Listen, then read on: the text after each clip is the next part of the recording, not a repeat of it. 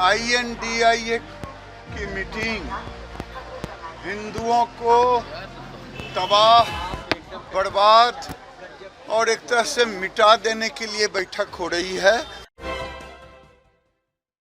नमस्कार, देख रहे हैं आप सिटी पोस्ट लाइव और मैं हूं आपके साथ पूजा शर्मा। इंडिया गठबंधन की कल कोऑर्डिनेशन बैठक हुई जिसमें शामिल बिहार के उप मुख्यमंत्री तेजस्वी यादव भी हुए। बताते चले आपको कि इस कोऑर्डिनेशन बैठक को लेकर सियासी गलियारों में खूब बयानबाजी भी सुनने को मिली। इसी बीच बता दें आपको कि केंद्रीय मंत्री गिरिराज सिन्हा ने कोऑर्डिनेशन बैठक को लेकर बयान देते हुए कहा कि ये लोग इसलिए बैठक कर रहे हैं ताकि हिंदुओं को कैसे तबाह कर सके, इसकी प्लानिंग प्लॉटिंग करते हैं ये लोग। इसी के साथ साथ उन्होंने कहा कि जिस तरीके से तमिलनाडु के मंत्री ने बयान दिया कि इंडिया का एजेंडा है कि सनातन को समाप्त करने को लेकर, उस विषय में इन लोगों ने कभी भी कुछ भी नहीं कहा। न ही राहुल गांधी ने माफी मांगने को कहा और न ही लालू प्रसाद यादव ने कहा।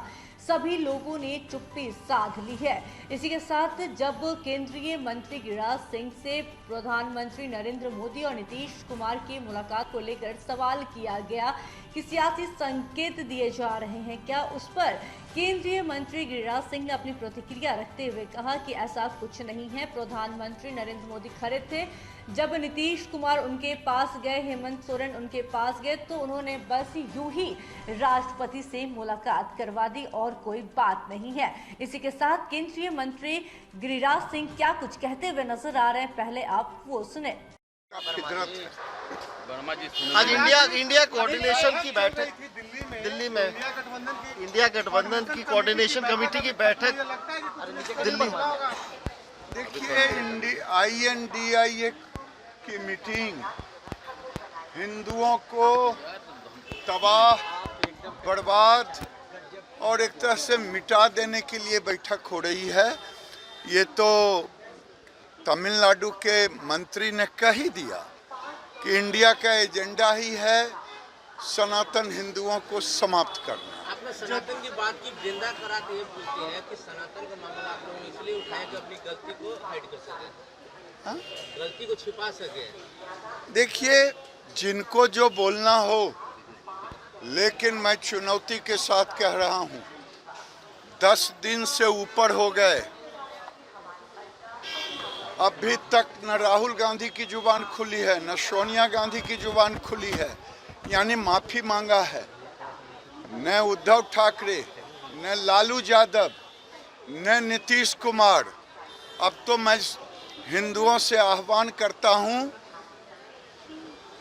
धर्मों रक्षित रक्षिता, धर्म की रक्षा के लिए स्वतः खड़ा हो।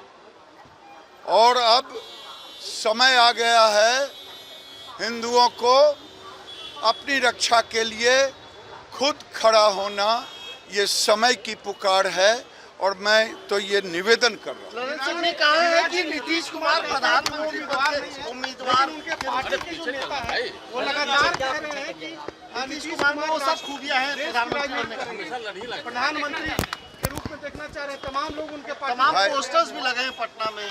मैं तो 12-13 साल से उनको यही देख रहा हूँ कि प्रधानमंत्री के मटेरियल है, ऐसा मटेरियल है कि राज्य में भी अपने बलबूते पर सरकार नहीं बना पाए, इतना अच्छा मटेरियल है। और 2010 में इनको, मैं बार बार कहता हूँ, 115-16 सीट आया और 2020 में घट के 43 हो गया। इतना अच्छा PM मटेरियल है, मुंगेरी लाल के हसीन सपने देखते। अब छोड़िए को लेके कई कयास का बाजार है। नहीं, कोई कयास लगाने की जरूरत नहीं है। हम तो वहीं थे, लपक करके ये गए मोदी जी से मिलने, फिर सोरेन भी आ गए तो मोदी जी ने दोनों से परिचय करा दिया। साइड हो जाइए, साइड होता तो शायद ही कोई व्यक्ति देश के बाहर जाकर के देश को गाली, ये उनकी नियति बन गई है। केंद्रीय मंत्री गिरिराज सिंह को सुन रहे थे आप, क्या कुछ कहते हुए नजर आ रहे थे और किस तरीके से कोऑर्डिनेशन बैठक को लेकर निशाना साध रहे थे, सुना आपने। इसी के साथ साथ जब उनसे सवाल किया गया ललन सिंह के बयान को लेकर कि ललन सिंह ये बयान देते हैं कि प्रधानमंत्री के उम्मीदवार है नीतीश कुमार में वो सारी क्वालिटी है जो प्रधानमंत्री में होना चाहिए। इसको लेकर अपनी प्रतिक्रिया रखते हुए गिरिराज सिंह ने साफ तौर पर कह दिया कि नीतीश कुमार अब किसी भी चीज के लायक नहीं है, मुंगेरी लाल के हसीन सपने जैसा है उनका प्रधानमंत्री बनना। इसी के साथ किस तरीके से तंज कसते हुए नजर आ रहे थे इंडिया गठबंधन के नेताओं पर, देखा आपने। तो बहरहाल इस खबर में बस इतना ही। तमाम छोटी बड़ी जानकारी के लिए बने रहे सिटी पोस्ट लाइव के साथ। इस वीडियो को लाइक करें, शेयर करें और चैनल को सब्सक्राइब करना ना भूलें। धन्यवाद।